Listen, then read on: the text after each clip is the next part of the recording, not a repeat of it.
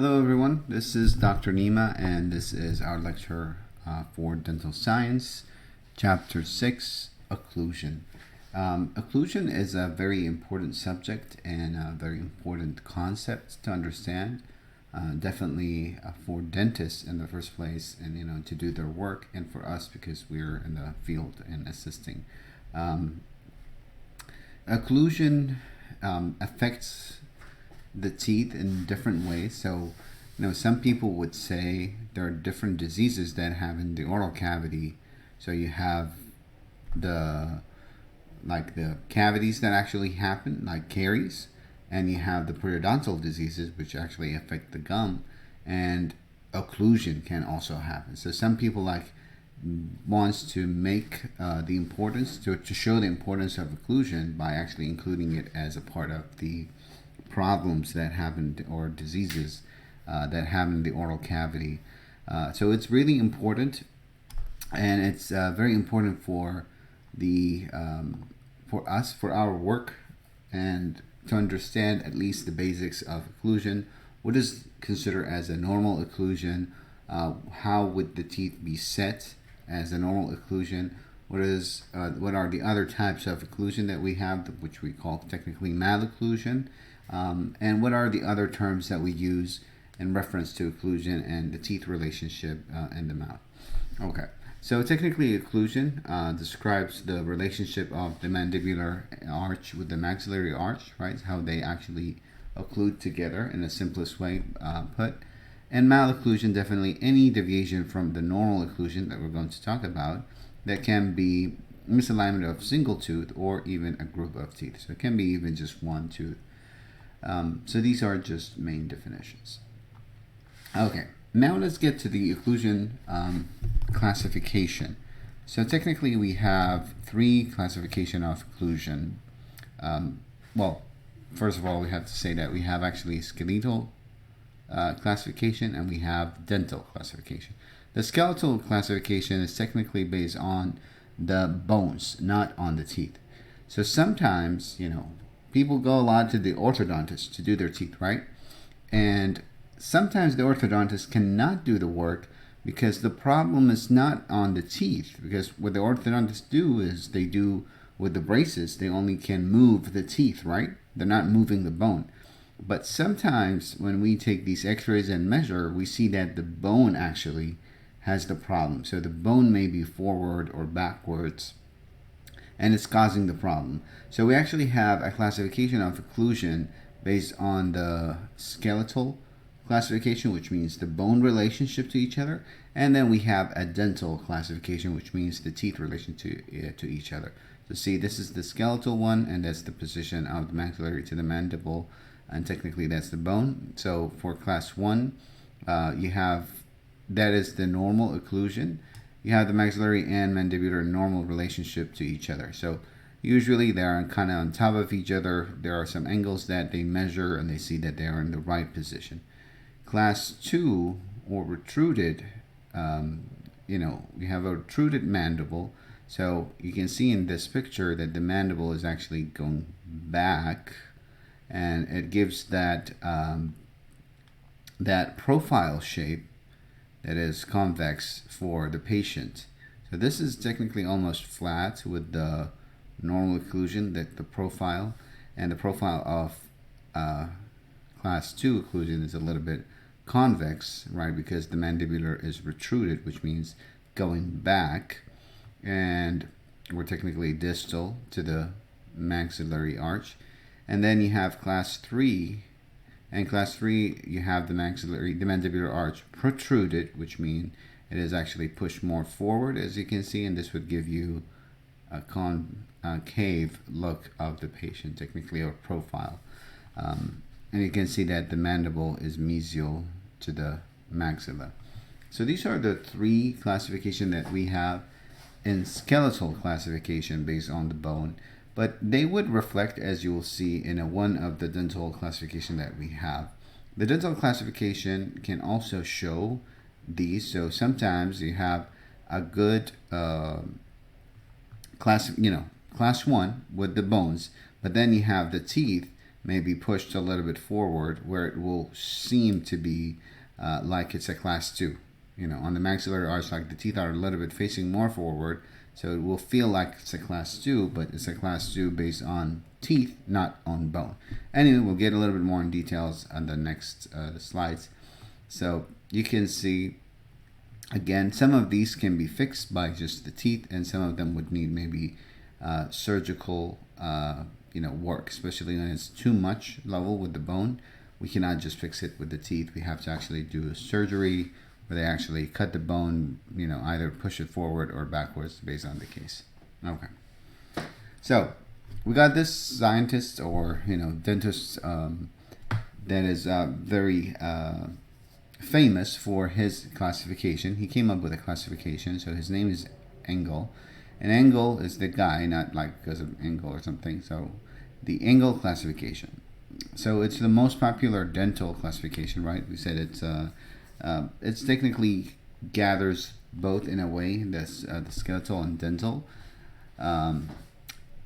It bases the classification on the position of the teeth, and the teeth that it bases the classification on are the permanent first molar to each other. So see, this is the permanent first molar, right? And the canines as well, to a lesser degree. So what Engels did, he looked at the molars relationship, first molars relationship, and based on that, he classified the occlusion. So same thing, he has a class 1, 2, and 3, and they're very similar to what we said in the skeletal ones, in the skeletal classification. So 1 is just neutral occlusion, which means the normal, and you can see the relationship. We're going to talk about each one of them. Class 2 is the distal occlusion, because as we saw in previously, like the mandible is distal, is going backwards towards, compared to the maxillary arch. It has 2 divisions, so it has division 1 and 2. Again, we're going to talk about that. And then it has class 3, which is mesio occlusion. And you can see that the mandible is actually facing more forward compared to the maxillary arch. I just want to make a note here, maybe, to remember class 2, it's the distal occlusion, right? Remember we said that the face profile looks like that. So technically this is like a D letter, and this is the disto or distal, right? The distal occlusion. This is the neutral, we know it. This one is the distal occlusion, class 2, and then you have the mesio occlusion here. So that might help you to remember it.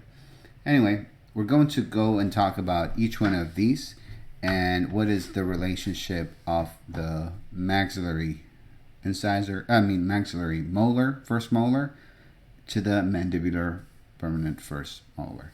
The canine relationship is also there, but we're going to focus on the molar relationship here so that at least we can know one of these relationships, and then we can, move from there. So sometimes you actually might have a molar relationship that is class 1, but a canine relationship that is class 2.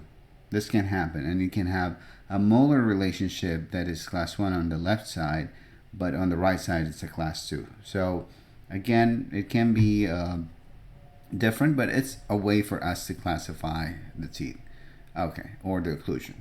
So now we're going to talk about the first type of classification, or the first class of the Engel's classification, class 1.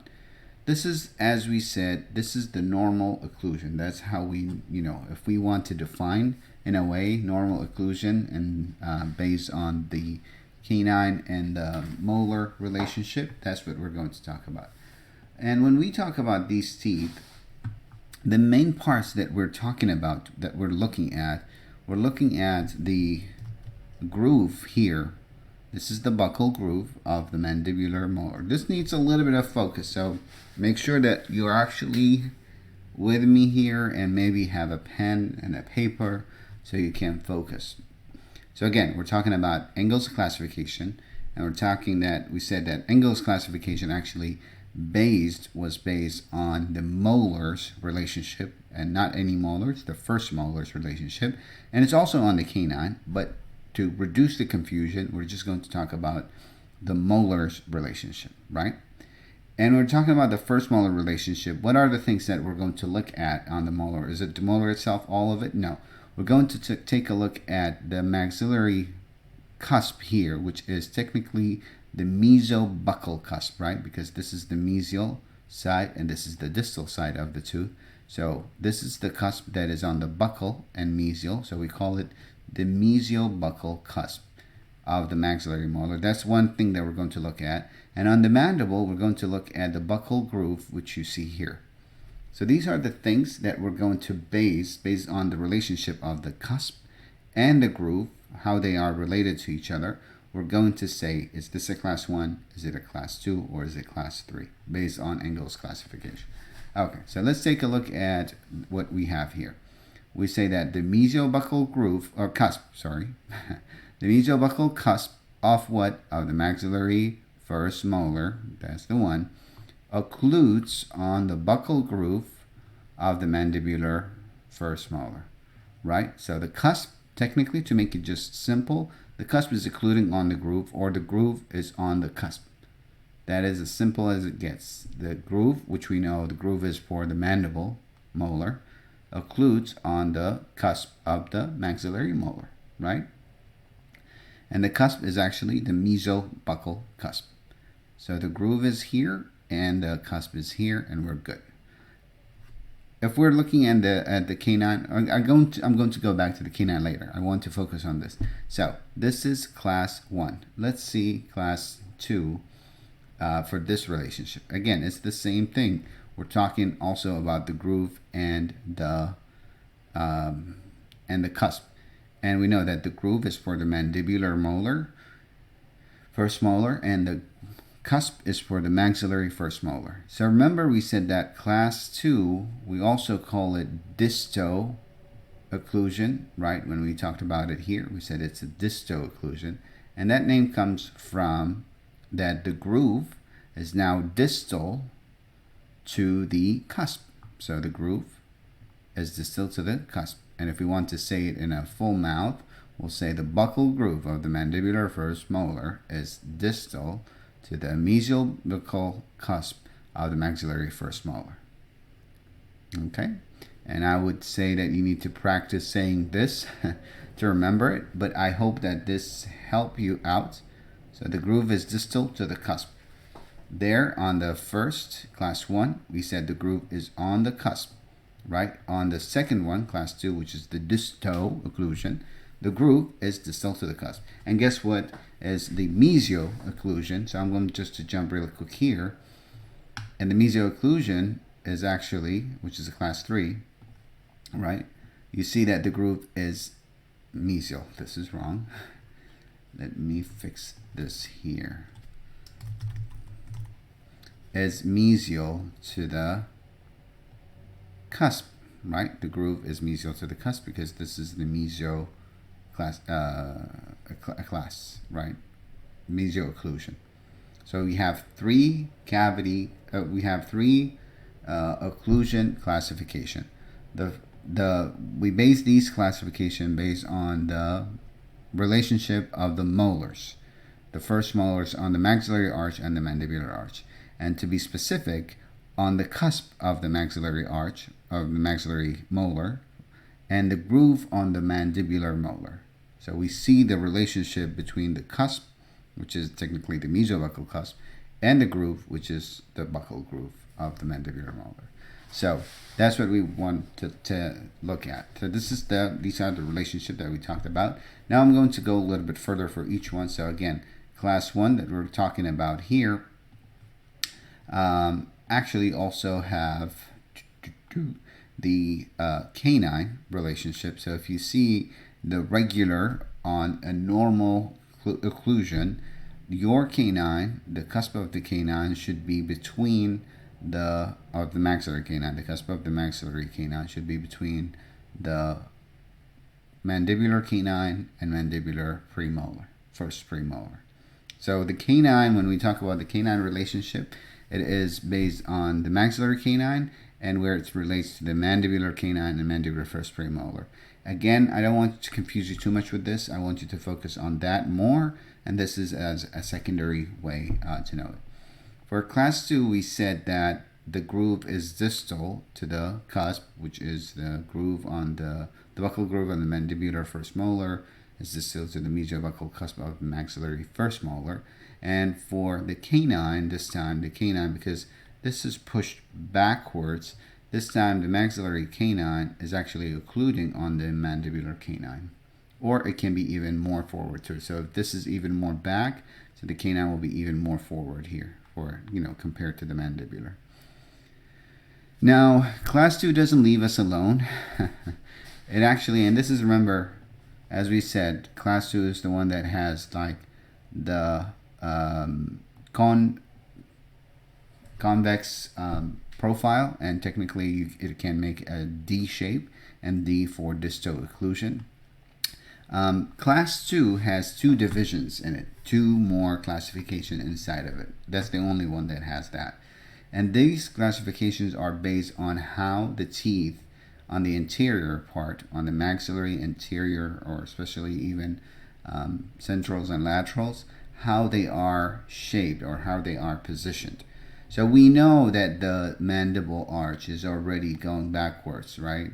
We know, or the maxillary arch is going forward. So we know that. We know that the cusp is now, or the groove is distal to the cusp, right?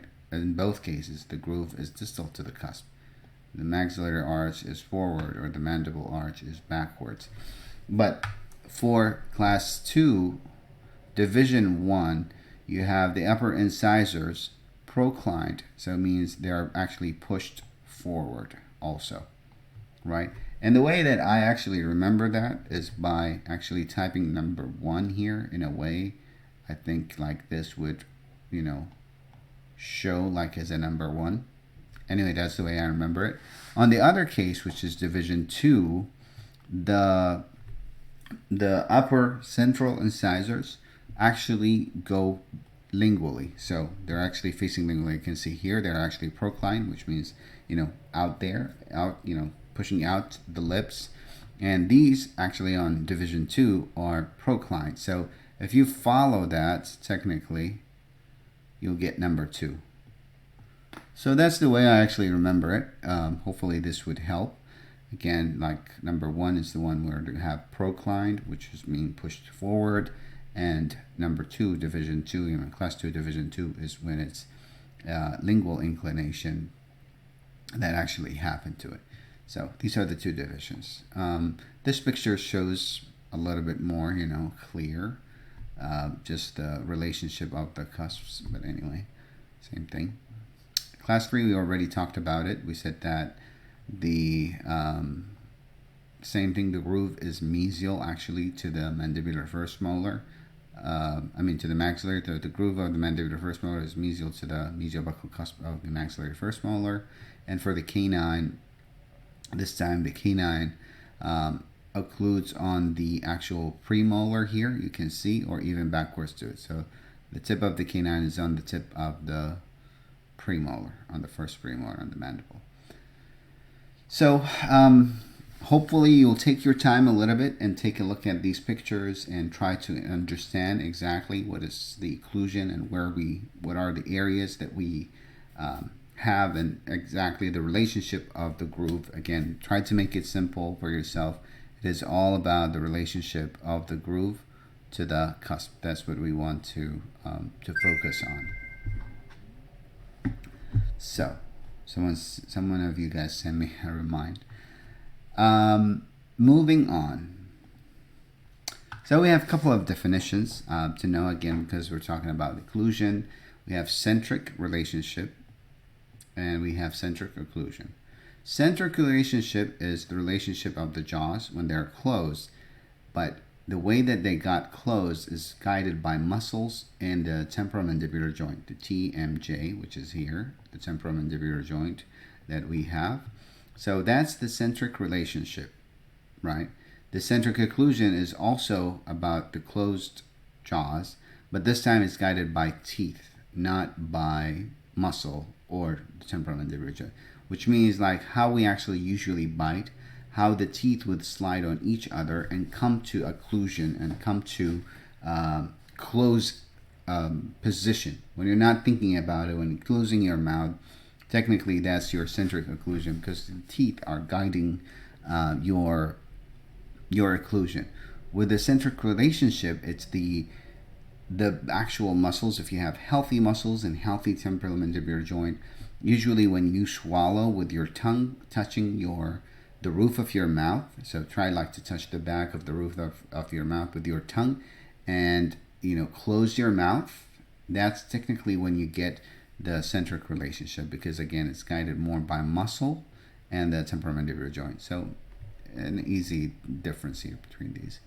The intercuspation is technically what happens in this. So the centric occlusion is the position, if we want to redefine, is the position of closed jaws with the teeth maximum and the maximum intercuspation, which means the cusps of one arch fully interpose or occlude on the cusps of the other arch. So that's intercuspation. It means the cusp actually are occluding on each other.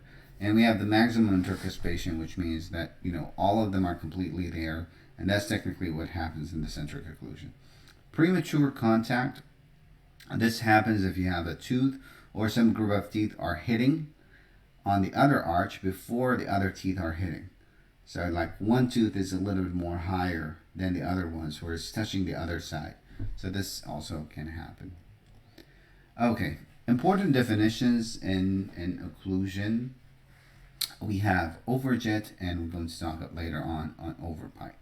So overjet is the horizontal overlap of the maxillary teeth onto the mandibular teeth, and usually it's on the anterior part, on the anterior teeth. So this is an overjet, and this is the actual normal thing. So when you hear an overjet, that does not mean it's something wrong going on with the teeth. It is a normal position of the maxillary teeth overlapping, again horizontally. So that's an important word. Horizontally, this space here, let's see, this space here, the mandibular teeth. The normal range is about 1 to 2 millimeters. So usually there is a space. That's, again, as I'm saying, that overjet is not a bad word, or it's not meaning a disease. It's just the space or the overlap of maxillary teeth, horizontal overlap. That's the key word, horizontal overlap of the maxillary teeth to the mandibular. That's the normal space that we have. If we have extra than that, we still call it overjet, but it's extra. It's more. It's no more than the normal overjet. It's more. But if it's less than that, where the teeth, like in this condition here that you see, the teeth of the maxillary arch are actually more backwards, right? They're actually inside of the mandibular arch. This is actually called an underjet, right? I was saying overlap, overjet, an underjet. So the underjet is when you have the teeth are, all the way inside. And even if you have an edge to edge, some people have an edge to edge bite, that is still an underjet, because the normal overjet would be considered as about 1 to 2 millimeters space between the maxillary canine incisors and the mandibular incisors. So all of these, you can see this is a big overjet, like an extra overjet than the normal one. This is an underjet, which means like in the minus. The numbers are in the minus, right? And that's another example. That's overjet. Okay. Now overbite, as I was saying, that's the other word.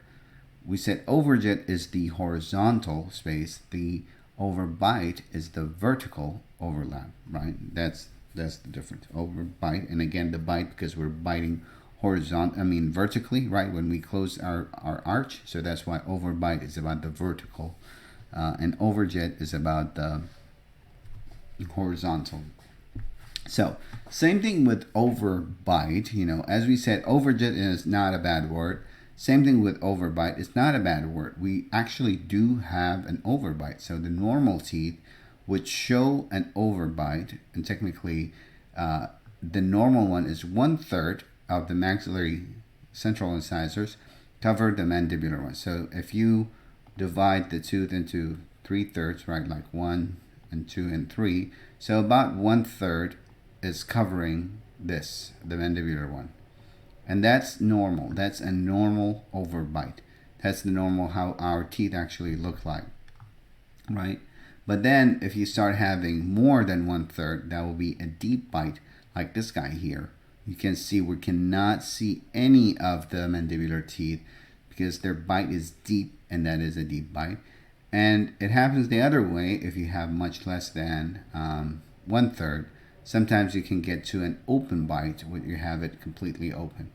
There's no contact in the anterior teeth. And this can happen for kids that are, the thumb-sucking kids, they suck their thumb, and this would actually leave a space here, or tongue thrusters. They push their tongue forward, and this would cause the push of the teeth a little bit, flaring them out, which will leave an empty space or open space here with an open bite.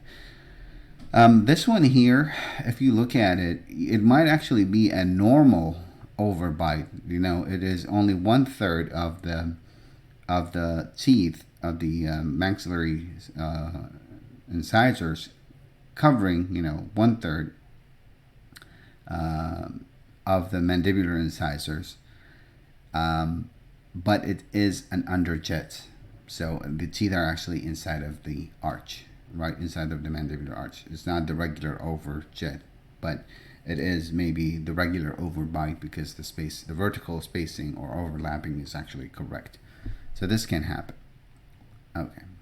We have also crossbite, and the crossbite is technically when you have one or more of the mandibular arch located facially to the maxillary counterpart. So technically, you know that all of our maxillary teeth covers our mandibular teeth. That's the normal thing.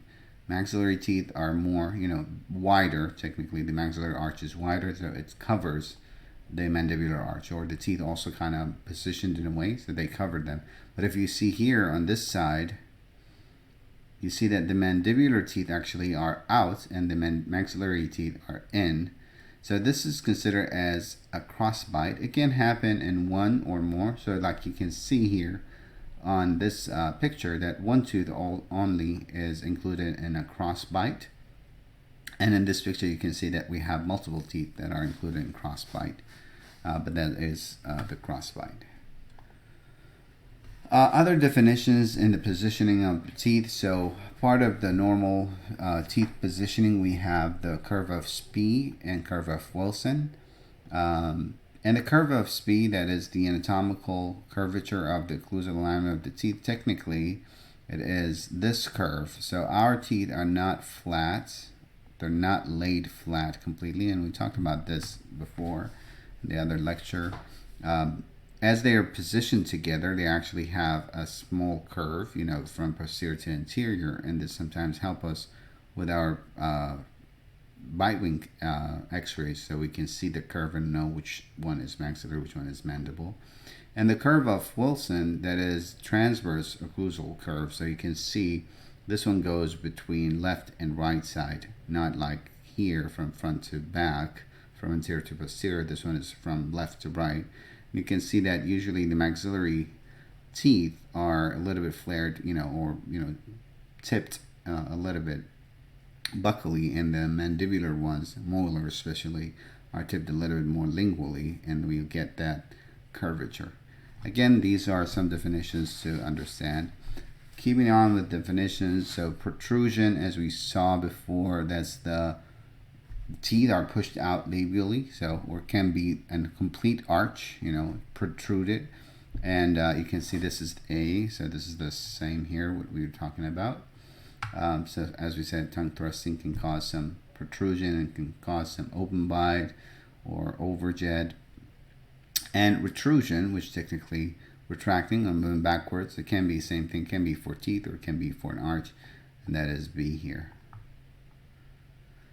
Okay, again, some more information about teeth alignments. So anterior teeth usually have some labial protrusion, which means they're pushed forward, and technically you can see this is the long axis of the tooth and also the roots of the teeth, but you can see that Usually the anterior teeth are a little bit pushed more forward, so they are protruded labially. Mandibular posterior teeth, they do tend to tip the crowns lingually, as we saw here, right? So you can see mandibular teeth are a little bit tipped lingually, right? And by that, the root will be laterally. And the maxillary posterior teeth will be a little bit more straight and a little bit more buccal. Again, same thing, you can see that the teeth are a little bit pushed buccally for the maxillary posterior teeth, and the roots a little bit more lingually or palatally because the palate is there. All of our teeth show a more mesial inclination, right? Actually, other than the third molar, so the third molars are a little bit everywhere. They can be almost anywhere.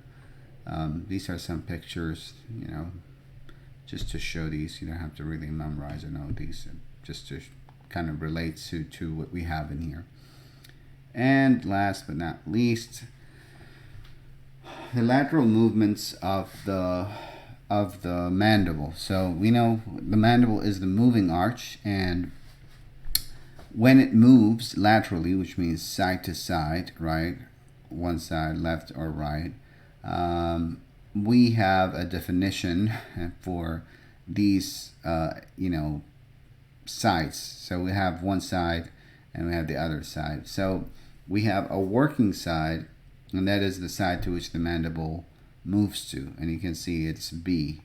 So the one that actually still have contact, that is a working side. And this is the motion if we're moving in this direction. If we're moving, let's say if this is the right direction,